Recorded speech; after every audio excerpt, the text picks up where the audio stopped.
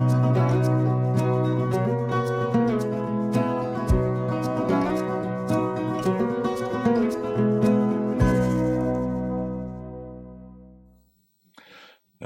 thank you for joining me again as we continue to walk through the book of Jonah. A little small book nestled near the end of the Old Testament, considered a minor prophet. Again, it's a very small book with a powerful, powerful message. And what we've seen so far is that we've been in chapter 1, we've made it down through verse 10. We've seen the fact that God called Jonah and told him to go to Nineveh. Jonah understood the call. He knew what God wanted him to do. He wanted to go to Nineveh, cry out against their wickedness and their sin. Jonah didn't want to go. He goes and he buys a ticket and gets on a boat and goes in the opposite direction.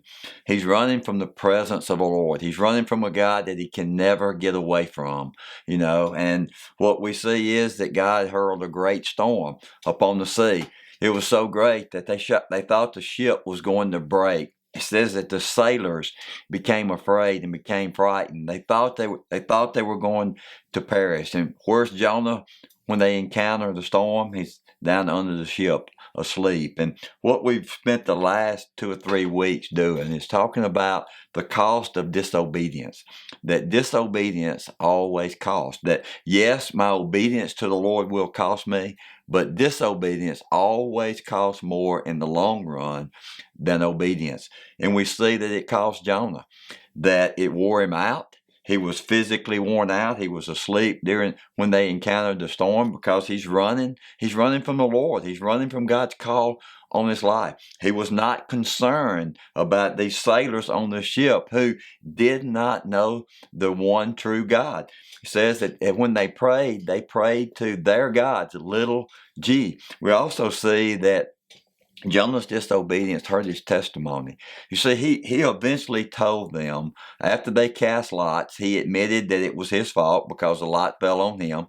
And he told them, he said, look, that I fear the Lord God of heaven, the one who's the maker of heaven, the maker of the sea and the dry land. So that would be like me saying today that I'm a Christian, or I'm a Jesus follower, or I'm a disciple of Jesus, And when he told them that, they looked at his life and they understood, because he told them that he was fleeing from the presence of the God that he said he knew and that he feared and that he had a relationship with.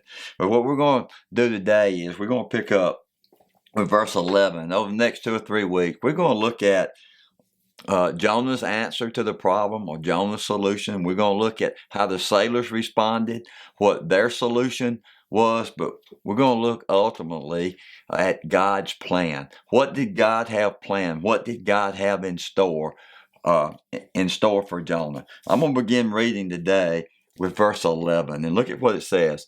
It says, so they said to him, so the sailors said to Jonah, they came to Jonah, and this is what they said. What shall we do to you that the sea may become calm for us? For the sea was becoming increasingly stormy. So they go to Jonah and they say, look, what do we need to do with you?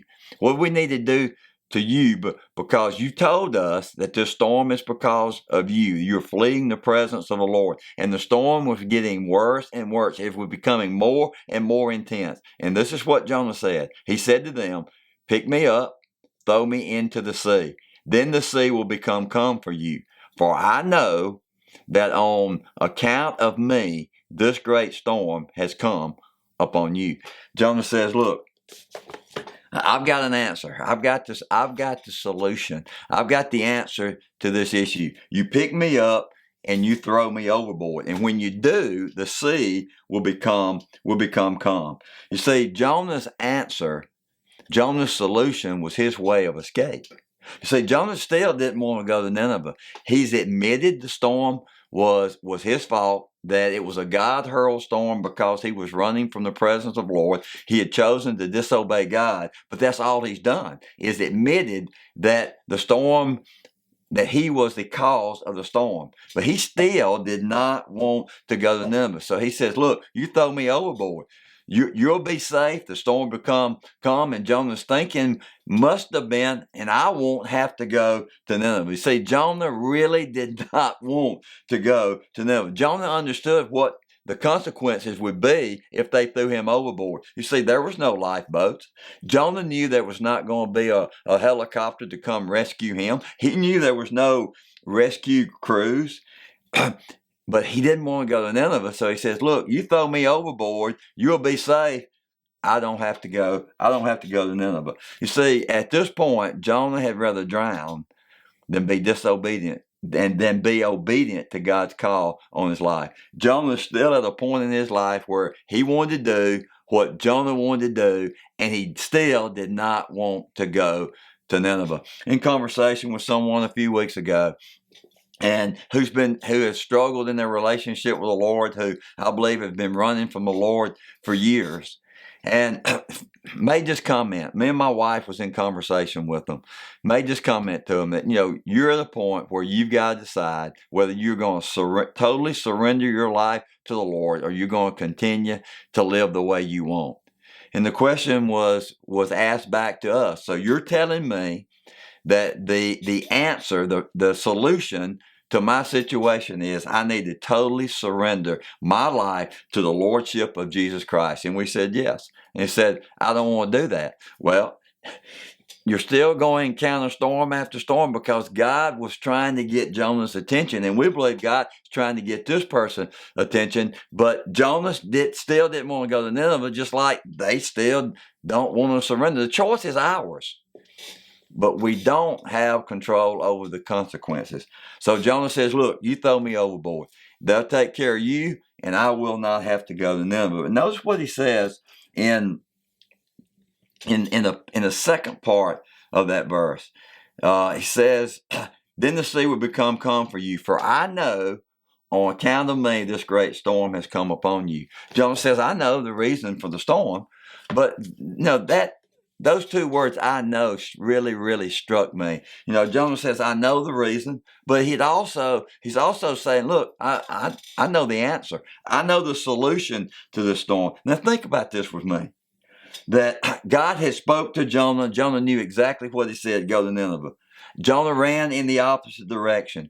Jonah had run into a God-hurled storm. But notice Jonah says, I know what to do. You see, Jonah had not taken time to seek the face of God. Jonah had not asked God what he needed to do. Jonah had not asked God to calm the storm.